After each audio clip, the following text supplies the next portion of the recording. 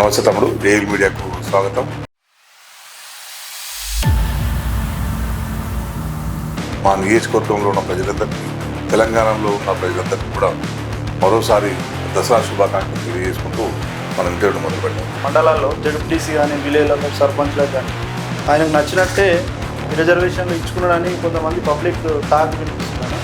ఇప్పుడు రిజర్వేషన్లు చేయడం అనేది చాలా అసంబద్ధంగా జరిగింది. కొన్ని వార్డుల్లో ఎస్సీలు లేని వార్డులలో ఎస్సీలకు రిజర్వేషన్ వచ్చింది. దామోదరాజేశ్వర గారు తన రాజకీయ పరపతిని ఉపయోగించే వీటన్నిటిని గందరగోళం చేసిందనే నాకు అనిపిస్తుంది. అన్న, ఇక్కడ ఈ ప్రభుత్వం ఏదైతే 6 గ్యారెంటీలతో ప్రభుత్వం ఏర్పరచుకుందో కాంగ్రెస్ ప్రభుత్వం, వాళ్ళు చెప్పినటువంటి హామీలు ఏది కూడా కాలేవని ప్రజలు కొంతమంది అనంగా వింటాం. 6 గ్యారెంటీల్లో ఇప్పటి వరకు ఇది కూడా అమలు కాలేదు. ఈ ఫ్రీ బస్ అయినా ఒక టికెట్ 10 రూపాయలు ఉందని అనుకున్నాను ఇక్కడ నుంచి మన చూపి పెట్టుకోవడానికి.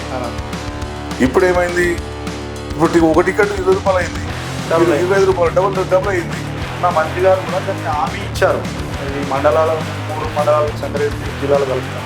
కేసీఆర్ గారు, హరీష్ రావు గారు మీటింగ్లలో కూడా చెప్పారు. కలదూరు మండలాన్ని, రేగోడ్ మండలాన్ని, టేక్పాల్ మండలాన్ని ఇక్కడ మేము సంగారెడ్డిలో కలుపుతాం. ఎలక్షన్ అయిపోయిన తర్వాత ఆఫ్టర్ నేను చెప్పాను, నువ్వు మంత్రివి, అంతకుముందు డిప్యూటీ సీఎం చేసిన వాళ్ళు. కాంగ్రెస్ పార్టీలో సిడబ్ల్యూసీ శాశ్వత ఆహ్వానితుడి, మీకు పార్టీలో మీకు ఇన్ఫ్లుయెన్స్ ఉన్నది, మరి నువ్వు ఎందుకు 3 మండలాలు? కానీ సరే అందరూ ఆవేశపడి కాంగ్రెస్ పట్టుకుంటారు, సరే మంచిదే.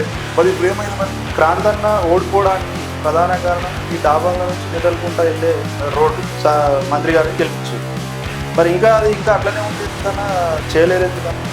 టెండర్ అయిపోయిన తర్వాత ఎవరైతే కాంట్రాక్టర్ పని చేయడానికి వచ్చిందో కాంట్రాక్టర్ గారికి దామోదర్ ఓకే, ఎలక్షన్ టైం ఎట్లా పనిచేస్తామో, ఎలక్షన్ వస్తున్నాయి కనుక నువ్వు రోడ్డు పనిచేస్తావు అంటే మేము 2 కోట్లకు చేసే రోడ్డు ఇప్పుడు దామోదర్ రాజేశ్వర 4 కోట్లకు చేస్తాం.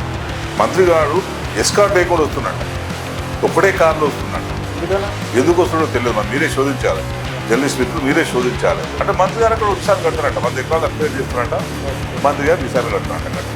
ఇప్పుడు కాంగ్రెస్ పార్టీ తెచ్చుకొని ఇప్పుడు పాప ఇబ్బంది పడుతున్నాం. ఇప్పుడు నా డ్యూటీ ప్రతిపక్ష నాయకుడిగా ప్రజల తరఫున నిలబడ్డమే నా డ్యూటీ. అసలు దామోదర్ రాజేశ్వరి నాన్ లోకల్ అంటే ఈ ఆయన కూతురు ఒకటే మహిళలు నువ్వు లేరని ఎట్లా అంటారు? చదువుకున్న వాళ్ళు చాలా మంది ఉన్నారు, వాళ్ళకి అవకాశం లేదు, వాళ్ళకి పాలించే అవకాశం లేదు, పొలిటికల్ అవకాశం.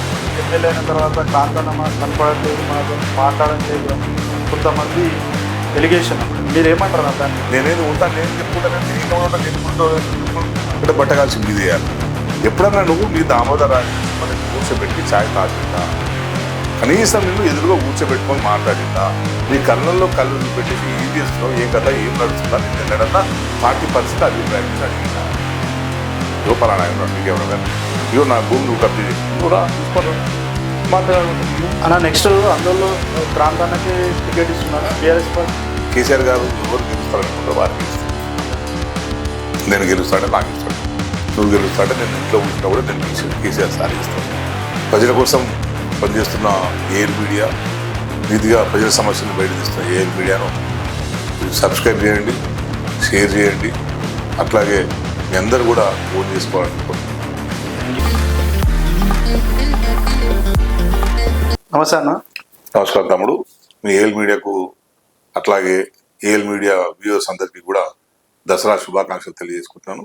మా నియోజకవర్గంలో ఉన్న ప్రజలందరికీ, తెలంగాణలో ఉన్న ప్రజలందరికీ కూడా మరోసారి దసరా శుభాకాంక్షలు తెలియజేసుకుంటూ మనం ఇంటర్వ్యూ మొదలు పెడదాం. థ్యాంక్ యూ ప్రాంతన్న. ఇప్పుడు ఈ స్థానిక ఎలక్షన్స్ వస్తున్నాయి కదన్న, దాంట్లో మన మంత్రి గారు ఉన్నారు కదా, రాజనరసింహ గారు, మన ఆందోళన లోపల ఆ సారుకు నచ్చినట్టే మొత్తం అన్ని నియోజకవర్గ మన మండలాల్లో జడ్పీటీసీ కానీ విలేజ్లలో సర్పంచ్లకు కానీ ఆయనకు నచ్చినట్టే రిజర్వేషన్లు ఇచ్చుకున్నాడని కొంతమంది పబ్లిక్ టాక్ వినిపిస్తుందన్న. అది ఎంతవరకు నిజమన్నా? మీరు చెప్పిన దాంట్లో వాస్తవం ఉన్నట్టు కనిపిస్తుంది. ఎందుకంటే ఇప్పుడు రిజర్వేషన్లు చేయడం అనేది చాలా అసంబద్ధంగా జరిగింది. శాస్త్రీయంగా ఎక్కడ కనిపించలేదు. ఎక్కడ రిజర్వేషన్ అంటే ఎక్కడ జనాభా ఉంటే అక్కడ వాళ్ళకి ఇవ్వాలి, కానీ అట్లేం లేకుండా అసలు అన్ని కింది స్థాయి నుంచి వార్డుల నుంచి కూడా జడ్పీ వరకు కూడా శాస్త్రీయ పద్ధతి లోపించిందని మనకు అనిపిస్తుంది. సపోజ్ ఒక దగ్గర చూసుకుంటే కొన్ని వార్డులలో ఎస్సీలు లేని వార్డులలో ఎస్సీలకు రిజర్వేషన్ వచ్చింది. మరి ఎవరు పోటీ చేయాలి? ఆ వార్డులో ఎస్సీలు ఎంపీటీసీ ఓటర్ లేని ప్లేస్ లేని అవునన్నా ఎంపీటీసీకి వచ్చినాయి. అవును సో ఇవన్నీ చూసుకోవాలి కదా. అవును నువ్వు ఇప్పుడున్న జరుగుతున్న పోరాటాలు కానీ గొడవలు కానీ అన్న మా జనాభాకు అనుగుణంగా మా వాటా కావాలని చెప్పి అన్న ప్రజలు అడుగుతున్నప్పుడు అన్న. నువ్వు ఆ ప్రాంతంలో ఎవరు జనాభా ఎక్కువ ఉంటే వాళ్ళకు ఇవ్వడం అనేది అది ప్రజాస్వామ్యం వాళ్ళకు ప్రజాస్వామ్యం, అది వాళ్ళకు న్యాయం జరుగుతుందని మనం అనుకోవచ్చు. అన్న కానీ అవన్నింటినీ పక్కన పెట్టేసి అన్న లేని దగ్గర ఇవ్వడం, బీసీలు లేని దగ్గర బీసీలకు పెట్టిండ్రు, ఎస్టీ లేని దగ్గర ఎస్టీ చేసిండ్రు. సో ఇది కొంచెం అసంబద్ధంగా జరిగింది, అశాస్త్రీయంగా జరిగింది కనుక అన్న. మీరు అన్నట్టు తప్పకుండా ఇది దామోదర రాజేశ్వర గారు తన రాజకీయ పరపతిని ఉపయోగించే అన్న వీటన్నిటిని గందరగోళం చేసిండనే నాకు అనిపిస్తుంది. ఎందుకంటే వాళ్ళ కార్యకర్తలు ఎవరెవరైతే అనుకూలం అయితే ఉంటుందో అంటే వాళ్ళకు అనుకూలంగా వాళ్ళకు అనుకూలంగా reservation వాళ్ళకు అనుకూలంగా మీ opinion అంతే వాళ్ళ నాయకులు ఎవరైతే నాయకత్వం వాళ్ళకి అందుబాటులో ఉన్నదో దాన్ని అన్నింటినీ రిజర్వేషన్ చేసి అన్న వాళ్ళ నాయకత్వాన్ని బహుశా అవకాశాలు ఇచ్చే ప్రయత్నం ఆయన చేసిండని దీన్ని బట్టి మనకు అర్థమవుతుంది. ఇంకోటి ఏంటంటే కొన్ని చోట్ల చౌటుకూరు కొత్త వచ్చింది, అన్న మండలి కదా చౌటుకూరు కొత్త వచ్చిన మండలం. ఓకే అన్న కొత్తగా వచ్చిన మండలిని రిజర్వేషన్ చేయవచ్చా? ఓకే అన్న అది మాకు ఐడియా లేదా అదే చాలా మందికి చాలా మంది అడ్వకేట్స్ కూడా నాతో మాట్లాడుతున్నారు, చేయడానికి లేదు అట్లా. అన్న కొత్తగా వచ్చిన మండలిని ఫస్ట్ జనరల్ గా ఉంచుతారు, అన్న లేదంటే లాటరీ తీస్తారు. అన్న ఇక్కడ ఈ ప్రభుత్వం ఏదైతే 6 గ్యారంటీలతో ప్రభుత్వం ఏర్పరచుకుందో కాంగ్రెస్ ప్రభుత్వం, అవన్నీ అమలు కాక ముందే ఈ స్థానిక ఎన్నికలకు ఎలక్షన్స్ కి వస్తుంది. మరి ఈ లోకల్ బాడీ ఎలక్షన్ లో ఏ విధంగా ఉంటుంది అన్న? అసలు ప్రజలు నమ్ముతారా? ఇంకా వాళ్ళు చెప్పినటువంటి హామీలు ఏవి కూడా కాలేవని ప్రజలు కొంతమంది అనంగా విన్నాం మేము. దాన్ని ఎట్లా చూస్తారన్న? మీరు ఏం చెప్తారన్న? 6 గ్యారంటీలు అమలు అయినాయి అంటారా లేకుంటే కాలేవంటారా? 6 గ్యారంటీల్లో అన్న ఇప్పటి వరకు ఏది కూడా అన్న. అమలు కాలేదు. ఈ ఫ్రీ బస్ అయింది కదా ఫ్రీ బస్ అయ్యింది, అన్న? కానీ ఫ్రీ బస్ అయిన తర్వాత రేట్ ఎంత పెంచారు అవునన్న అంటే మహిళలకేమో ఫ్రీ బస్ ఇచ్చిండ్రు, అన్న బస్సు టికెట్ కొనే వాళ్ళ పరిస్థితి ఏముంది? డబుల్ చేసి 5 రూపాయల టికెట్ ఇంతకు ముందు ఉంటే అన్న 10 రూపాయల టికెట్ చేసిండ్రు, ఓకే. మహిళకేమో ఫ్రీ ఇచ్చారు. అంటే ఇక నీకు ఫ్రీ ఇచ్చారు ఏముంది? వీళ్ళకు కలిపి అంతే కదా. భార్య భర్తలు ఇప్పుడు బస్సు ఎక్కిన అనుకుందాం, అవునన్న ఇంతకు ముందు తెలంగాణ రాష్ట్రం ఉన్నప్పుడు భార్య భర్తలు బస్సు ఎక్కితే ఒక టికెట్ అన్న 10 రూపాయలు ఉందని అనుకుందాం ఇక్కడ నుంచి మన జోగిపేట పోవడానికి. అన్న ఇప్పుడు ఏమైంది? ఇప్పుడు ఒక టికెట్ 20 రూపాయలు అయింది, డబుల్ అయింది. 25 రూపాయలు డబుల్ అయింది, అన్న మహిళ రేట్లు ఫ్రీ అయింది. తగ్గించి ఇంకా 5 రూపాయలు పై కదా. అవునన్న అంటే మన జేబులో ఇంకా 5 రూపాయలు తీసుకున్నట్టే కదా ఆయన. అవునన్న. సో ఇవన్నీ ఏంటంటే ఈ- పొలిటికల్ స్టంట్. ఇది ఒకటే కాకుండా ఇంకా వేరే ఉన్నాయి కదా పొలిటికల్ స్టంట్. ఏది కాలేదు, ఏదైంది? రైతు బంధు అయిందా? విద్యుత్ అయిందా? అవునన్న. ఇండ్లు మేము కూడా ఇచ్చిన ఇల్లు మనం కూడా ఇచ్చినాం కదా. అన్న డెవలప్మెంట్ కనబడతలేవు బిల్డింగ్స్ అన్ని. అవునన్న జూపేటలో ఇచ్చినాం, మేము ఇచ్చినాం, జూపేటలో ఇచ్చినాం, మేము అవును పుల్కల్లో ఇచ్చినాం, మునిపల్లిలో ఇచ్చినాం. అన్న. ఇప్పుడు మాకు సాధ్యమైన దగ్గర ల్యాండ్ అవైలబిలిటీ ఉన్న దగ్గర మేము Double డబుల్ బెడ్రూమ్ కట్టి మేము ఇచ్చినాం. అవునన్న రేపు ఇంకా చేస్తుంటాం మేము. అదే కానీ మీరు ఏం చేసారు?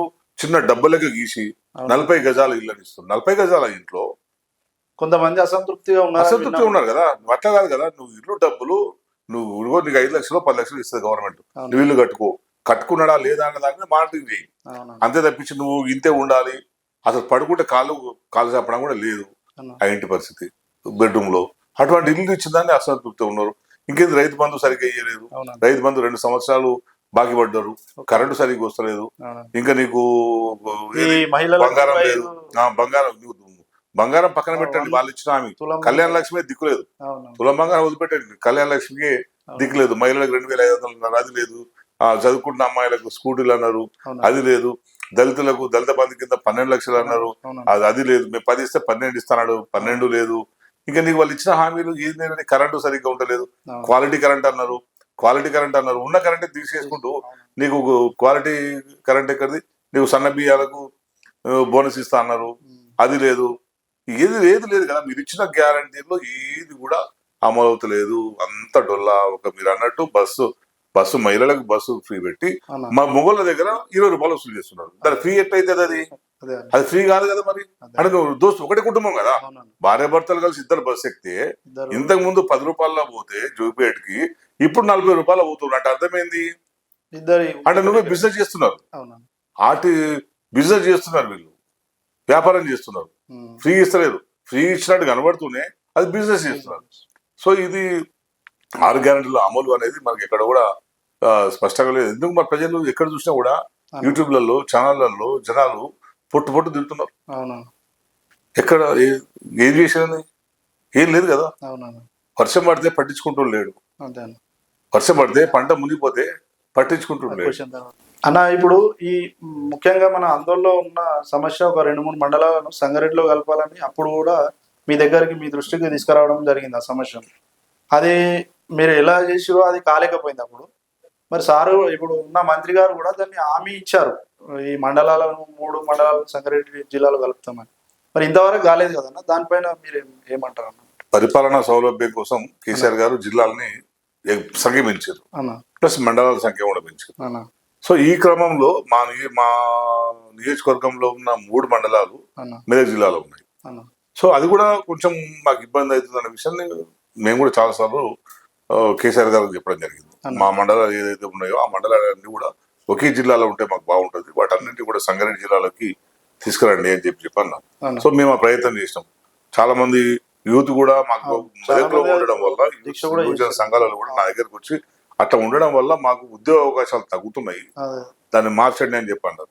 సో మేము అది అప్పటికే కేసీఆర్ గారు చెప్పినా కనుక, ఎందుకంటే ఎలక్షన్ వచ్చింది ఇప్పుడే కాదు, నెక్స్ట్ ఎలక్షన్ వచ్చినాక ఎజెండాలో పెట్టుకుందాం, అన్న మొత్తం ఒక్కో నియోజకవర్గం మొత్తాన్ని ఒక జిల్లాలో పెట్టాక ఒక పాలసీ, ఎందుకంటే ఒక్కొక్క నిర్ణయం తీసుకోలేం కదా. అవునండి. సో అట్లాంటి పాలసీ నిర్ణయం తీసుకుందామని చెప్పి మేము నిర్ణయం తీసుకున్నాం. అన్న కేసీఆర్ గారు, హరీష్ రావు గారు మీటింగ్లలో కూడా చెప్పారు, అన్న అలదూరు మండలాన్ని, రేగోడ్ మండలాన్ని, టేక్మాల్ మండలాన్ని ఇక్కడ మేము సంగారెడ్డిలో కలుపుతాం ఎలక్షన్ అయిపోయిన తర్వాత అన్నారు. అన్న మరి సేమ్ మంత్రి గారు మంత్రి గారు కూడా చెప్పారు. అవునా. మరి నేను మంత్రిని కాదు కదా, అవునండి. నేను ఎమ్మెల్యే, ఆఫ్టర్ నేను ఎమ్మెల్యే, నువ్వు మంత్రివి, అదే. అంతకుముందు డిప్యూటీ సీఎం చేసినవాడివి, అవునా. కాంగ్రెస్ పార్టీలో సిడబ్ల్యూసి శాశ్వత ఆహ్వానితుడివి, అవును. మీకు మీ పార్టీలో మీకు ఇన్ఫ్లుయెన్స్ ఉన్నది, మరి నువ్వు ఎందుకు 3 మండలాల్ని ఇప్పటి ఈ వరకు 3 మండలాల సంగారెడ్డి ప్రజలు జిల్లాలో కూడా ఈ మాట మీద ఎక్కువ ఈ మంత్రి ఇప్పుడు ఎమ్మెల్యే దాబారు ఇది చెప్పడం వల్ల చాలా మంది మంది ఓటేశారు. యువకులు అవును. దాని అటువైపు పోయారు. ఈ ఎందుకంటే జోన్లు మా కలిపితే పార్టీ బాగుంటది. పాపం ఉద్యోగాలు వస్తాయి కదా, అవును.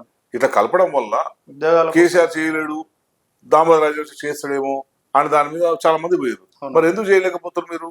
ఆల్రెడీ ఉద్యోగ నియామకాలు జరుగుతున్నాయి కదా, అవునండి. గ్రూప్ 1, గ్రూప్ 2, డిఎస్సి కూడా నోటిఫికేషన్ కూడా పడే ఉన్నది. ఇవన్నీ ఉన్న తర్వాత మరి ఎందుకు మీరు ఇంకా మార్చలేకపోతున్నారు? నాకు ఎమ్మెల్యేగా నాకు సాధ్యం కాలేదు, అవునండి. ఎందుకంటే నాకు మంత్రులు ఉంటారు, కొన్ని పద్ధతులు ఉంటుంది. నువ్వు మంత్రి మండలిలో ఉంటావు కదా, నేను మంత్రి మండలి ప్రభుత్వం పెట్టడానికి లేదు, అవును. నువ్వు మంత్రి మండలి సభ్యుడివి కదా, అవునండి. నువ్వు ఈ 3 మండలాన్ని ఇక్కడ పట్టండి అని చెప్పి ఎందుకు నువ్వు చేసుకోలేకపోతున్నావు? అంటే అవన్నీ ఏంటంటే చేతకంతనం. అదే. మా హామీ ఇచ్చి నిరుద్యోగులందరినీ కూడా నిండా ముంచుండు దామోదర్ రాజేశ్వర. కానీ అదే మన టీఆర్ఎస్ వచ్చి ఇప్పటికి 100% అయిపోయేది. మేము కలిపేస్తుండేనా? చెప్పిన కలిపి 100% కలిపేస్తాం. 3 మండలాలు. మేము ఆల్రెడీ ఒప్పుకున్నారు కదా, మేము ఒప్పించినాం కదా, అవును. మేము కేసీఆర్ గారిని ఒప్పించినాం కదా.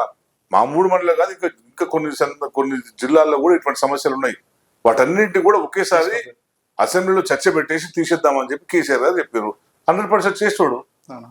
కానీ సరే అందరూ ఆవేశపడి కాంగ్రెస్ పార్టీ కూడా సరే మంచిదే. మరి ఇప్పుడు ఏమైంది? మరి అదే. అప్పుడు అడిగిన వాళ్ళు మరి ఇప్పుడు నోళ్ళు అడగాలి కదా. అడగాలి. అప్పుడు ఎవరైతే మమ్మల్ని క్వశ్చన్ చేశారో, అవునండి. మీతో కాదు దమ్ము లేదని చెప్పి మమ్మల్ని మాకు వ్యతిరేకంగా ప్రచారం చేశారో, మరి ఇప్పుడు దామోదర్కి ఓటు వేసిన వాళ్ళు ఇప్పుడు అడగాలి కదా. అడగాలి. ఎందుకు నోళ్ళు మూసుకున్నారు ఇప్పుడు? మరి ఎందుకు మా కోసం పెద్ద పెద్ద మీటింగ్లు పెట్టారు? ఇలా చేత కాదు, టీఆర్ఎస్ చేత కాదని చెప్పి. మరి 2 ఏళ్ళు అయిపోయింది, మంత్రి గారు ఏం చేస్తున్నారు అడగండి. మరి ఇప్పుడు కూడా ఒత్తిడి తీసుకురండి, మేము సపోర్ట్ చేస్తాం తప్పకుండా. అన్న. మేము ప్రతిపక్ష పార్టీగా మేము 100% సపోర్ట్ చేస్తాం. మేము కూడా ఓకే. ఏం చేయకుండా ఓన్లీ టీఆర్ఎస్ మాత్రమే మాట్లాడతారు, టీఆర్ఎస్ అయితే క్వశ్చన్ చేస్తారు. మరి ఇప్పుడు దామోదర్ వచ్చిన తర్వాత మీరు ఎందుకు క్వశ్చన్ చేయలేకపోతారు? 2 సంవత్సరాలు గడిచింది కదా. అవునండి. నేను కూడా అదే చెప్తున్నాను.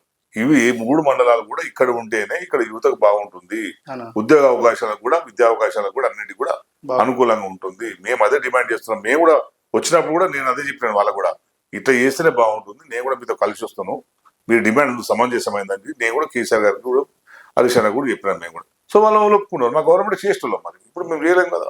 అన్న. మరి ఇప్పుడు అయిన గవర్నమెంట్ గా ఒత్తిడి తీసుకురండి. అదే అన్న. ఇప్పుడు అదే కదా, సపోర్టింగ్ ఉంటారు. 100% సపోర్టింగ్ ఉంటాం. సపోర్ట్గా మేము కూడా ఇనిషియేటివ్ తీసుకుంటాం. మేము ఇనిషియేటివ్ తీసుకొని చేస్తాం. ఏదైతే మేము ఇప్పుడు గ్యారంటీలు ఇచ్చిండో, గ్యారంటీ అగ్రేషన్ మేము ఏదైతే ప్రచారం చేస్తున్నామో దీన్ని కూడా ప్రచారం తీసుకుంటాం. అన్న ఇప్పుడు క్రాంతన్న ఓడిపోవడానికి ప్రధాన కారణం ఈ డాబాంగ్ల నుంచి మెటల్కుంట వెళ్ళే రోడ్డు. మరి ఆ రోడ్డు ఇప్పుడు దామోదర్ రాజనరసింహ సార్ ఒకవేళ గెలిస్తే అది వేపిస్తారని చెప్పి అందరూ మంత్రి గారిని గెలిపించారు.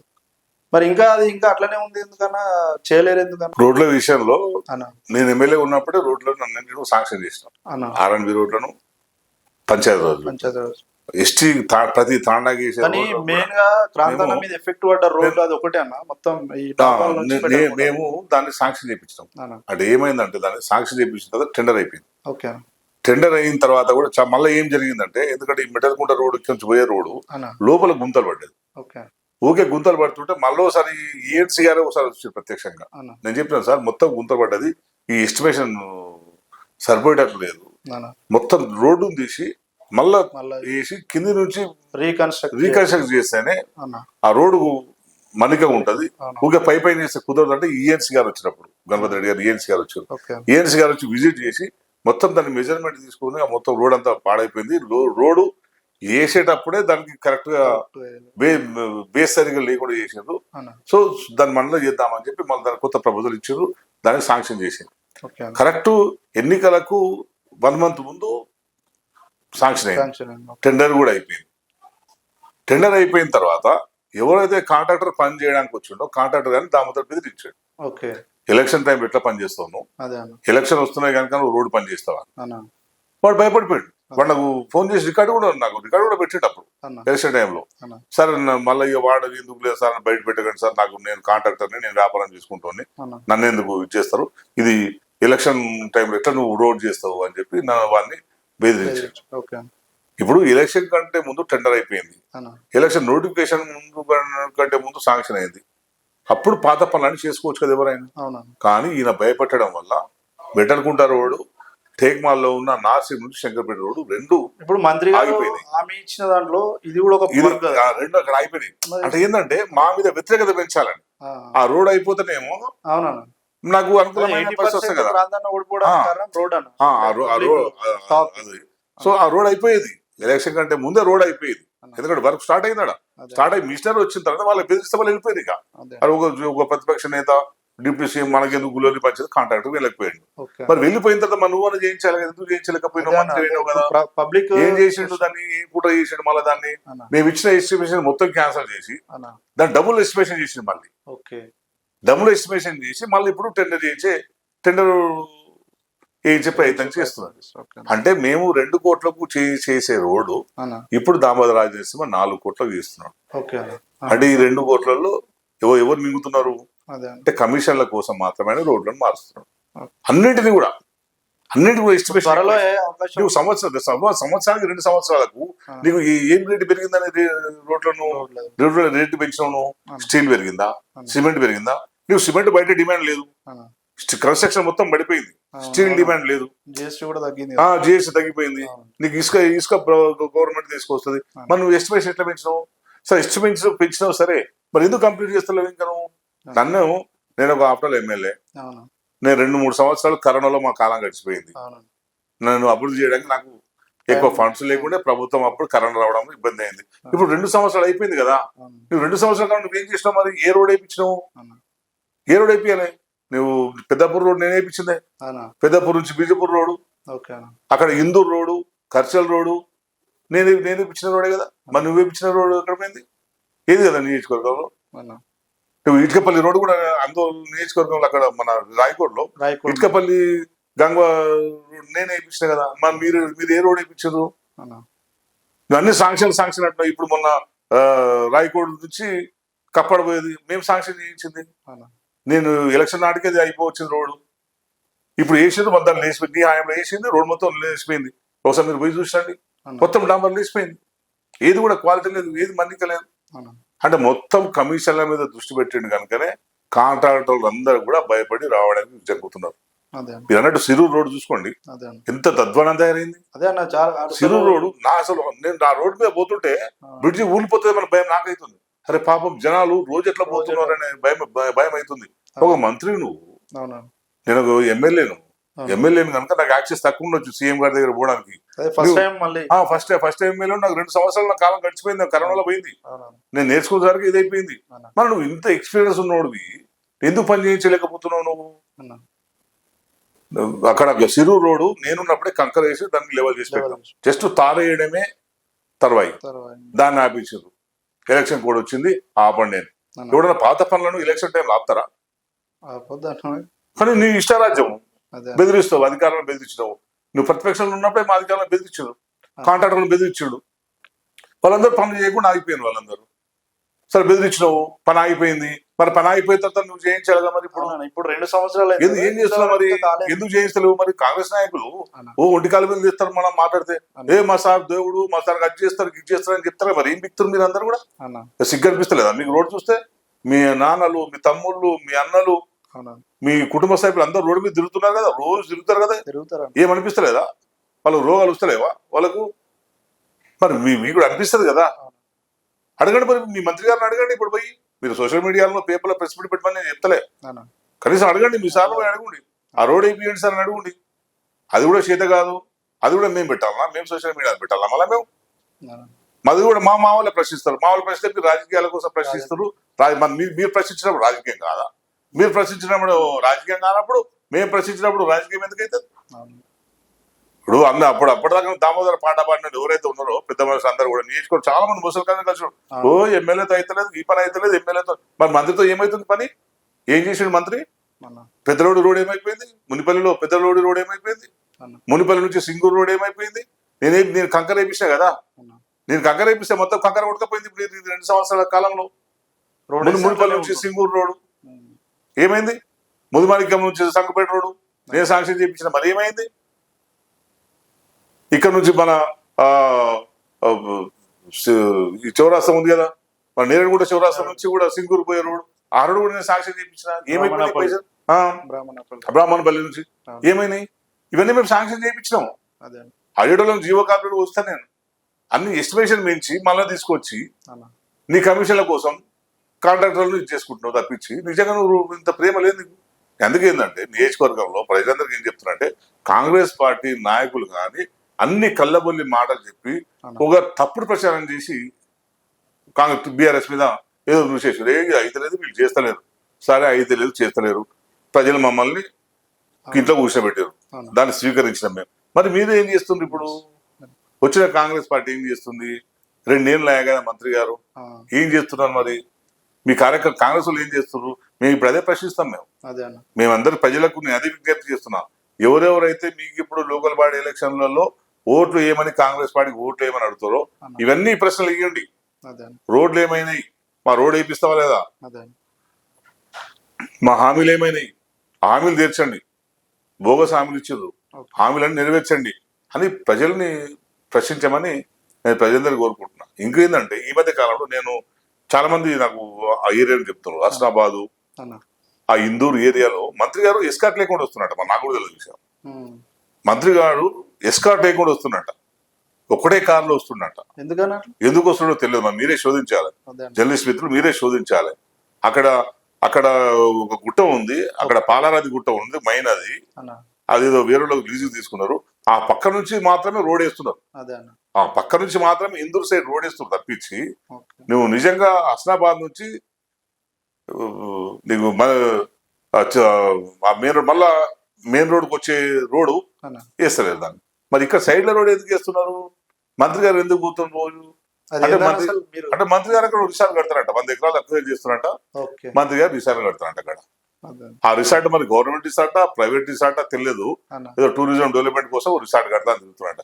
అదే తిండి తిరిగిలేక జనాలు ఏడుస్తుంటే, బిల్స్ రాక సర్పంచులు పనులు చేసిన కాంట్రాక్టర్ ఏడుస్తుంటే, సర్పంచులు ఏడుస్తుంటే, సర్పంచులు పనిచేసిన బిల్లులు కూడా ఏం రాలేవు. అట్లాగే ఉన్నాయి. ఎవరు రాలేవు. కమిషన్లు ఇస్తారు. ఏదైనా కాంగ్రెస్ పార్టీ అంటేనే కమిషన్లు, కాంగ్రెస్ పార్టీ అంటేనే స్కామ్లు. ఎవడు కమిషన్కి ఇస్తే వాళ్ళు బిల్లు ఇస్తున్నారు తప్పించి ఎవరికి ఇస్తారు. ఇటువంటి దుర్మార్గమైన పరిస్థితి ప్రజలు కేసీఆర్ గారిని, అద్భుతమైన ఆలోచన ఉన్న కేసీఆర్ గారిని వదులుకొని ఇప్పుడు కాంగ్రెస్ పార్టీ తెచ్చుకొని ఇప్పుడు పాప ఇబ్బందులు పడుతున్నారు. అన్న, ఈసారి మన రాష్ట్రంలో ఎప్పుడు లేనందుగా వర్షాలు వచ్చి ప్రజలు చాలా ఇబ్బందులు ఉన్నారు. మీరు మాజీ ఎమ్మెల్యేగా ప్రజలతో ఎట్లా ఉన్నారు? వాళ్ళకి ఏమైనా ఉపయోగమైన పనులు, ఏమైనా ఇబ్బంది లేకుండా చూస్తున్నారా అన్న? ఇప్పుడు నా డ్యూటీ ప్రతిపక్ష నాయకుడిగా ప్రజల తరపున నిలబడమే నా డ్యూటీ. ప్రజలకు ఏమైనా సమస్యలు ఉంటే ఆ సమస్యల మీద నిలబడి ప్రజలకు న్యాయం చేసే విధంగా ప్రభుత్వం మీద ఒత్తిడి చేసే బాధ్యత నాకుంది. నేను ఆ బాధ్యతలో నేను పూర్తి స్థాయిలో నేనైతే ప్రయత్నం చేస్తున్నాను. నీకు ప్రధానంగా వర్షాలు పడ్డప్పుడు, నీకు వరదలు వచ్చినప్పుడు అనేక రకాలుగా రోడ్లు కొట్టుకుపోయినాయి చాలా దగ్గర. ఆ దృష్టికి వచ్చిన వెంటనే నేను కూడా పోయి అక్కడ సందర్శించి అక్కడ వాళ్ళ భరోసా ఇచ్చి ఈ ప్రభుత్వం దీన్ని పట్టించుకోవాలి, వెంటనే రిస్టోర్ చేయాలని చెప్పి నేను చెప్పడం జరిగింది. చాలా పెద్ద నాలుగుదుర్గంలో తీపినప్పుడు వస్తే వెంటనే కలెక్టర్తో మాట్లాడినాం, కలెక్టర్ గారు వచ్చిండ్రు, దాన్ని వెంటనే దాన్ని అడ్డు కట్టేసి ప్రయత్నం చేశారు. అట్లాగే మరిపల్లి కూడా అట్లే జరిగింది. ఎవరు అధికారులు వచ్చి రాకపోయినా కూడా మేమందరూ కూడా మా నాయకులందరూ తీసుకుపోయి ఇక్కడ ఉన్న పరిస్థితి ఇట్లా ఉన్నది, న్యాయం చేయండి అని చెప్పి మేము ప్రెస్ మీట్ పెట్టి చెప్పడం జరిగింది. సో ఇక్కడ కూడా మీకు అట్లాగే ఇక్కడ చెరువులో నీళ్లు లేక పంట ఎండిపోయింది వరకు పోయినసారి యాసంగిలో.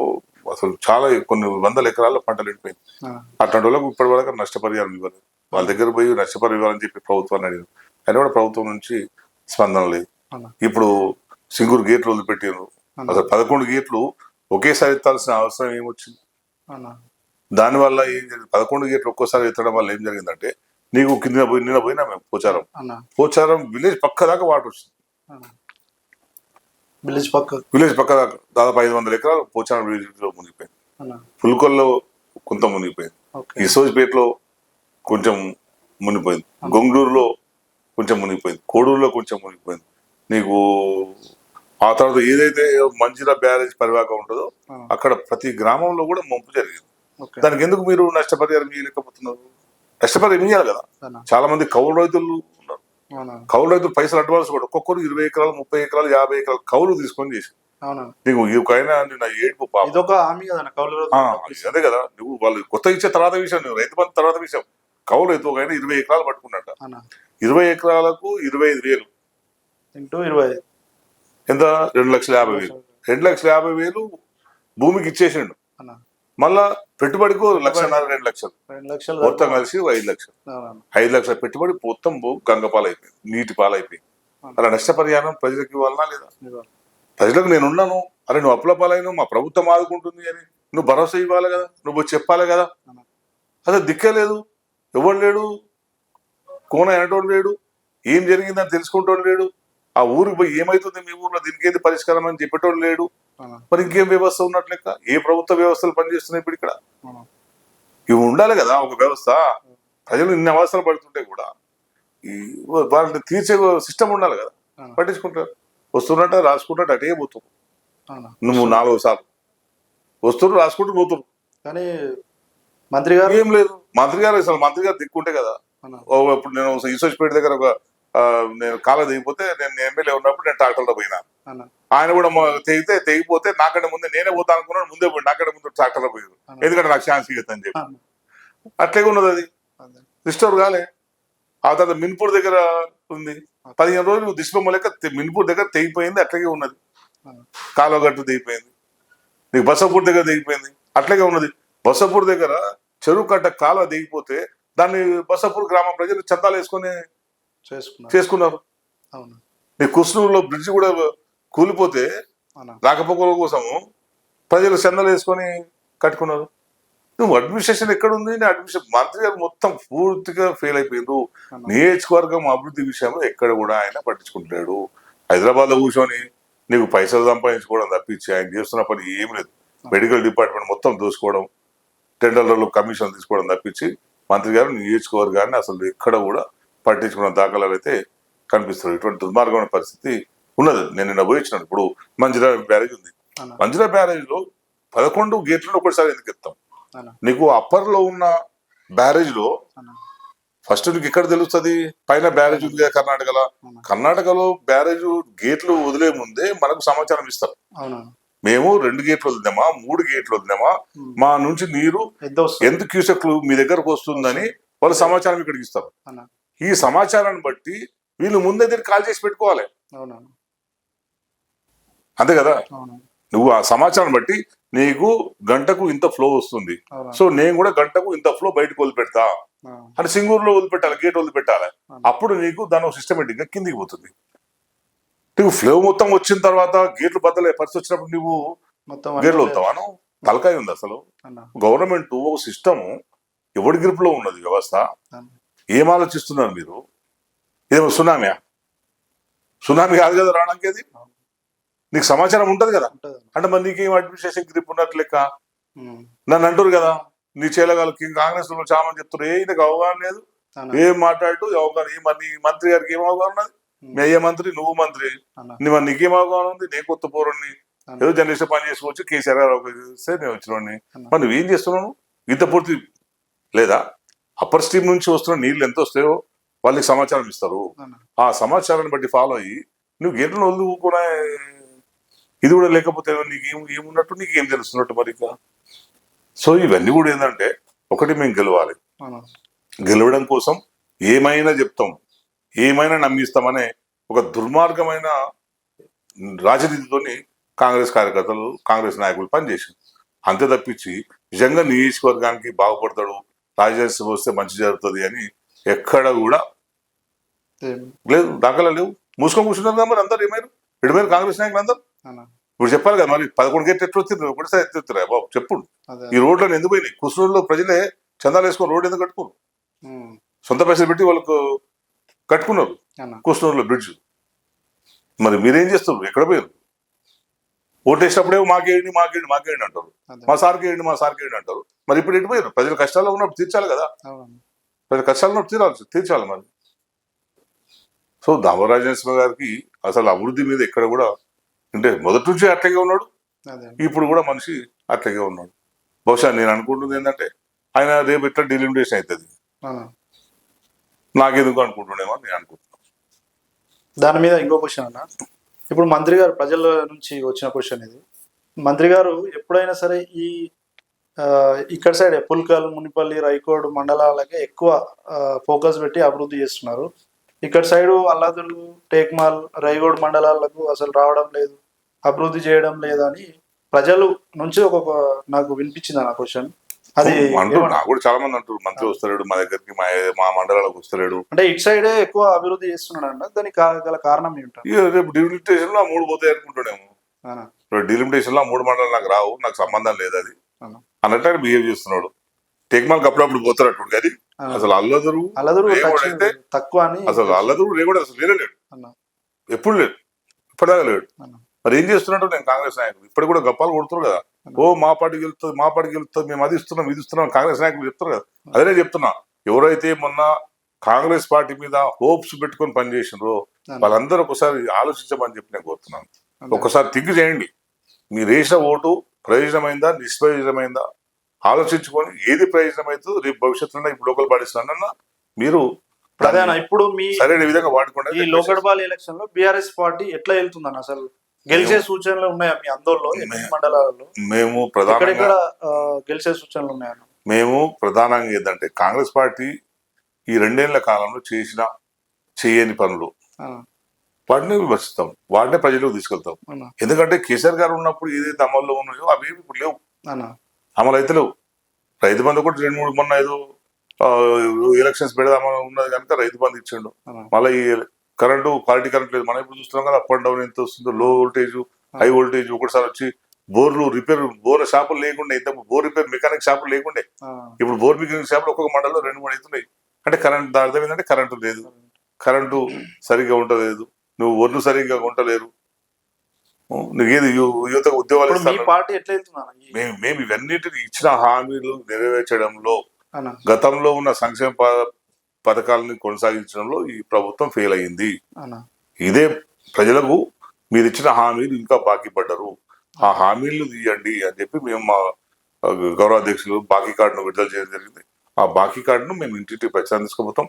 ఎవరైతే కాంగ్రెస్ పార్టీకి ఓటు వేయమని అడుగుతారో, ఇంతకుముందు గ్యారంటీ ఇచ్చారు కదా, బాండ్ పేపర్ ఇచ్చారు కదా, మేము ఇన్ని వేస్తాం లేకపోతే బాండ్ పేపర్ రాజిస్తామని కాంగ్రెస్ వాళ్ళు ఇచ్చారు కదా, ఇప్పుడు కూడా ప్రతి ఇంటింటికి మేము బాకీ కార్డు ఇస్తాం.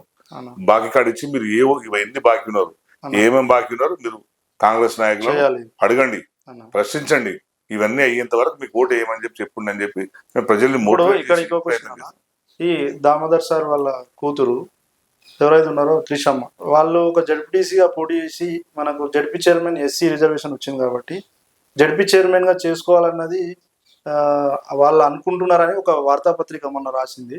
అది ఎంతవరకు నిజమన్నా? దాన్ని మీరు మీ పార్టీ తరఫున ఎట్లా ఎదుర్కొంటారు?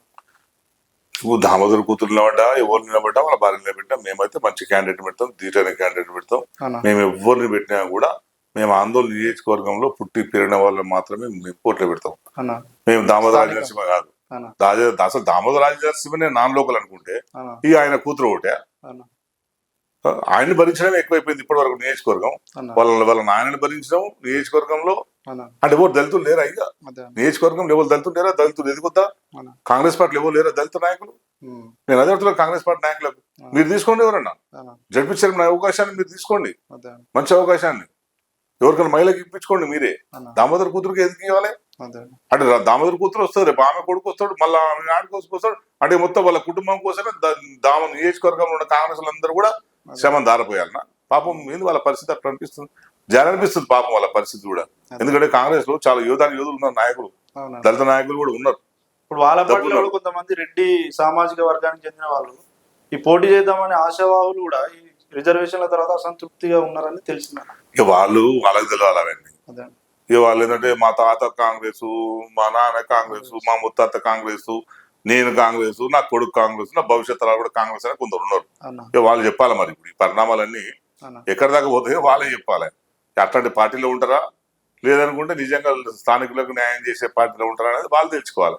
పాపం ఇన్ని సంవత్సరాలు మీరు అన్నట్టు అంత పెద్దలు పనిచేస్తున్న కూడా ఇప్పుడు కనీసం లైఫ్ లో పోటీ చేసేదానికి కూడా చివరి ఛాన్స్ దశలో ఎంపీపీనో ఎంపీటీసో జెడ్పీసో అవకాశం లేకుండా చేసిండే వాళ్ళు ఏడుస్తున్నారు అదే పాపం. అన్న. సో ఇటువంటి పరిస్థితుల్లో వాళ్ళు తెలుసుకోవాలి. ఇక మరి రామరాజవంశీ ఉంటాడా, వాళ్ళ కొడుకు వాళ్ళ బిడ్డను ఉంచుకుని ఇక్కడనే పోటీ చేస్తామా గెలిపిస్తామా అనేది వాళ్ళు తెలుసుకోవాలి. వాళ్ళు తెలిసి ఇక్కడ నుంచి ఆమె ఓడగొడితే రామరాజవంశీ కనువిప్పు అవుతుంది. అంతే కదా, ఒకసారి ఓడగొట్టినామనుకో, వాత పెట్టినామనుకో, ఇంకోసారి రోగం తిరుగుతుంది. అది ప్రజలు అప్పుడు తెలుసు కదా. తెలిసాలి, కాంగ్రెస్ పార్టీ నాయకులకు తెలిసాలి. అవును ఇప్పుడు మీకు అవకాశం రాకుండా అయిపోయింది కదా. అవును ఇప్పుడు ఆయన బిడ్డను పెట్టే కంటే ఇంకో నాయకుడు బిడ్డను పెట్టు. లేరా చదువుకున్న లేరా? ఆంధ్ర నియోజకవర్గంలో ఎవ్వరు దళిత అమ్మాయిలు చదువుకున్న లేరా? అంతే. మస్తు మంది ఉన్నారు. పీజీలు చేసిన వాళ్ళు ఉన్నారు, ఎంటెక్లు చేసిన వాళ్ళు ఉన్నారు, ఎంబీఏలు చేసిన వాళ్ళు ఉన్నారు, అమ్మాయిలు చాలా మంది ఉన్నారు. అలా పెట్టండి. నేను పెట్టాను. నేను పెట్టిన ఆందోళన జడ్పీటీసీ ఎంటెక్ చేసిన అమ్మాయి ఓకే అన్న. ఎవరైనా పేరు అపర్ణ, నీకు వసుంధర అమ్మాయి పీజీ చేసిన అమ్మాయి, ఆ అమ్మాయి కూడా ఎంటెక్ చేసింది. ఓకే అన్న. ఇంకో టెక్మాల చేసిన అమ్మాయి, పీజీ చేసిన అమ్మాయి, దళితులు 3 రిజర్వేషన్లు అన్న మహిళలు. నువ్వు లేరని ఎట్లా అంటారు? చదువుకున్న వాళ్ళు చాలా మంది ఉన్నారు. వాళ్ళకి అవకాశం ఇవ్వండి, వాళ్ళకి పాలించే అవకాశం, వాళ్ళకి పొలిటికల్ అవకాశం ఇవ్వండి. లేకుండా నీ బిడ్డను వస్తుంది, నీ కొడుకు వస్తాడు, నీ బామాడిది పిల్లడు వస్తారు అనుకుంటే ఎట్లయితుంది అది? అన్న స్థానికులకు ఇచ్చేయండి అవకాశం. మీరు కూడా కొట్టాడండి కాంగ్రెస్ పార్టీ వాళ్ళు. అన్న మాకు కావాలని కొట్లాడుకుందాం. మా పార్టీలో లోకల్లోకి ఇస్తాం, నువ్వు కూడా లోకల్లోకి అన్న కొట్లాడుకుందాం. ఫోటో తీసుకోండి. మీరు కథలు పెట్టి నేను ఆయనకు వీడియో చేస్తా అంటే మీ ఇష్టం. అన్న ఇప్పుడు మనం ఎమ్మెల్యే కాకముందు ప్రజల్లో తిరిగి ఎమ్మెల్యే అయిన తర్వాత క్రాంతన మనకు కనపడట్లేదు, మనతో మాట్లాడట్లేదు అని కొంతమంది ఎలిగేషన్ అన్న. అంటే వాళ్ళు కొంతమంది మీకు గురించి అట్లా చెప్పిండ్రు. మరి ఇప్పుడు మీరేమంటారు అన్న దానికి? ఇప్పుడు మీరు మాట్లాడినరా లేకపోతే మాట్లాడలేరా? దానికి మీ స్పందన ఎట్లా ఉంటుంది నేను స్థానిక నినాదంతోనే గెలిచినాను. అన్న? నేను గెలిచిన తర్వాత మాక్సిమం 99% టైం నేను ఇక్కడనే స్పెండ్ చేసాను. నా నియోజకవర్గంలోనే నేను స్పెండ్ చేసినాను. అన్న దాదాపు వారంలో 5 రోజులు నేను మా ఇంట్లోనే ఉంటుంటాను. మనం ఇంటర్వ్యూ ఇంట్లోనే అన్న నేను ఉంటుంటే రోజు నా దగ్గర చాలా మంది, 100 మంది నన్ను కలవడానికి నాకు వస్తారు. నేను అందుబాటులో లేను అనడం అనేది అది కొంతమంది అది అన్నారు అన్న, విన్నాం. కొంతమంది వాళ్ళు ఎవరంటే పొలిటికల్ గా అది అదే. ఉండడు. ఏముంది నా ప్రెస్ పాయింట్ ఏంది? నేను స్థానికంగా ఉంటాను కదా నా ప్రెస్ పాయింట్. మీరు గెలవడమే ఎవడైనా స్థానిక. ఎవడైనా ఏంది దాని మీద కొట్టాలి కదా. అవునవును. ఉంటలేడు అని వాళ్ళకి ప్రచారం చేయాలి. ఓకే. నేనేది ఉంటాను, నేను చెప్పుకుంటాను, నేను ఉంటా, నేను గుంటా ఎందుకు చెప్పుకున్నాను అవును. అంటే బట్టగాల్సి మీద వేయాలి. అదే అదే ఎట్లా కొందరు ఏంటంటే ఉద్దేశపూర్వకం, అదే అన్న. కొందరు ఉద్దేశపూర్వకం వాళ్ళకి ఏదో ఉంటాయి మనసులో. వాళ్ళు అనుకున్నది మన విధంగా మనం అవును. చేయలేము. వాళ్ళు దాన్ని పట్టుకుని ఏదో చేయాలి, అవును. ఇంకేదో అలిగేషన్ చేయాలి. అంతే తప్పించి నేను స్థానిక నినాదంతో గెలిచిన వాడిని. నేను స్థానికంగానే 100% ఉన్నాను. అన్న సరే మరి నాకు విమర్శ చేసిన ఎవరైతే ఉన్నారో ఆ పెద్ద మనుషులు అన్న ఈ కాంగ్రెస్ పార్టీలో ఉన్నారు కదా, అన్న వాళ్ళు నేను ఒకటి చెప్తా. ఈ 2 సంవత్సరాల కాలంలో అన్న. వాళ్ళు దామోదర రాజనరసింహని ఎన్నిసార్లు కలిసిండ్రు? ఓకే, మంత్రి గారు. అవునన్న. నన్ను అన్నారు కదా కలబడు, ఆ, నన్ను అన్నారు కదా మరి మీ దామోదర రాజనరసింహను నేను చూపెడతాను. నాది ఒక్కొక్కడు నాది వచ్చినప్పుడల్లా ఫోటో దిగిపోతారు. అవునన్న. 2 రోజులకు ఒకసారి వచ్చిన కూడా నా దగ్గరకు ఉన్నారు. అరే నిన్ననే కలిసినా బాయ్, నిన్నే ఫోటో దిగుతాం, మళ్ళీ దిగుతామని అంటే నిన్నదన్నా ఈ రోజు కూడా దిగుతాను నాతో అంటే నా భుజం మీద చేసి ఫోటో దిగుతాను. అన్న ఆయన అంత చనివిస్తాను, నేను అవునన్న. కూర్చోబెట్టి మాట్లాడతాను, వచ్చిన వాళ్ళకి ఛాయ్ ఇస్తాను నేను. అన్న నువ్వు ఎప్పుడన్నా ఎవడైతే నా మీద విమర్శ చేసిన వాడు కాంగ్రెస్ పార్టీ వాడు అన్న ఎప్పుడన్నా నువ్వు మీ దామోదర రాజనరసింహ నేను కూర్చోబెట్టి ఛాయ్ తాపిండా? అవునా కనీసం నిన్ను ఎదురుగా కూర్చోబెట్టుకొని మాట్లాడిండా, నీ కళ్ళల్లో కళ్ళు చూపెట్టేసి ఏం చేస్తున్నావు, ఏం కథ, ఏం నడుస్తుందా, నిన్న ఎన్నడన్నా పార్టీ పరిస్థితి అభిప్రాయం మీద అడిగిండా? అవునా ఎన్నడ కూర్చోబెట్టిండా? ఎన్నడు కూర్చోబెట్టిండు మిమ్మల్ని? అవునా ఎప్పుడో ఒకసారి అందరితో గుంపులో గోవింద పిలిపించి పని ఉన్నప్పుడు మాత్రమే, అవునా మొత్తం నియోజకవర్గంలో ఏదైనా పొలిటికల్ పని ఉన్నప్పుడు, పబ్లిక్ మీటింగ్లు ఉన్నప్పుడు, సీఎం కార్యక్రమం ఉన్నప్పుడు రండి మనుషులు తీసుకొని రండి అని చెప్పి కూర్చోబెట్టి మాట్లాడతారు తప్పించి అవునా ఎన్నడూ ఇండివిజువల్ గా జనాలను కూర్చోబెట్టి మర్యాద చేసిన దాఖలాలు ఎప్పుడు రాజనరసింహ లేదు. అవునా ఇప్పుడు ఎప్పుడు పోయారు? నిన్నటికి నిన్న అవునా ఒక మండలంలో పోయినట్ట ఓకే. ఎలక్షన్ గురించి. కనీసం కారులోంచి దిగి చూడకూడదు, చూడండి కారులోంచి వెళ్ళిపెట్టారు, కారులోంచి. అవునా మరి అదే అలిగేషన్ మరి వేశారు అది అది అదే చెప్తున్నా, మాట్లాడేటోడికి చాలా మాట్లాడతారు. అవునా ఇప్పుడు కొందరు ఏమైపోయారంటే బ్లాక్ మెయిలర్స్ తయారైపోయారు. ఆ. వాళ్ళు అనుకున్నది కావాలి, వాళ్ళు అనుకున్నది కాకపోయేసరికి రాళ్ళు పట్టాలి. ఇక్కడ ఇంకొక క్వశ్చన్ అన్న, మీ దగ్గర ఉన్న వ్యక్తులే కొంచెం అన్న ఏం చేస్తలేరు అని కొంచెం ఒక ఇద్దరు ముగ్గురు పక్కకి వెళ్ళిపోవడం జరిగింది. ఓకే, మంచి మంచి ప్రశ్న, అదే అన్న అది మంచి- ఎందుకని మంచి ప్రశ్న. అక్కడ ఎమ్మెల్యే అయితే మరి కేసీఆర్ నాయకత్వాన్ని బలపరచాలంటే కారు గుర్తు ఓటేయాలి. ఎందుకు ఇలా కారు గుర్తు కొడుకు? కారు గుర్తు ఓటైనవాడు కేసీఆర్ నాయకత్వం ఎట్లుంటా అంటాడు? అదే అన్న. ఎట్లుంటా అంటాడు? నువ్వు కారు గుర్తు ఓటేస్తారు కదా, నువ్వు కేసీఆర్ నాయకత్వంలో ఉండేది. అవునా నువ్వు కేసీఆర్ గారి నాయకత్వం ధిక్కరించినట్లు లెక్క. కారు గుర్తు ఓటేయలేమంటే అదే కేసీఆర్ గారి నాయకత్వం ధిక్కరించినట్లు లెక్క. ఇక నువ్వు అట్లాంటి వాళ్ళు కూడా మనం అలిగేషన్ చేస్తానికి ఎవరేం చేస్తాం? సో మనం అట్లా ఓన్లీ పర్సనల్ విషయం మనం ఎవరి దారి వాడిది. అదే అన్న. రాజకీయాల్లో నేను ఒక లైన్ అనుకున్నాను, నేను ఎవరికి ఇయ్యను, ఎవరి దగ్గర తీసుకోను. అదే అన్న. ఎవరికి లంచం ఇయ్యను, ఎవరి దగ్గర లంచం తీసుకోను. నేను ఇట్లా ఉన్నాను.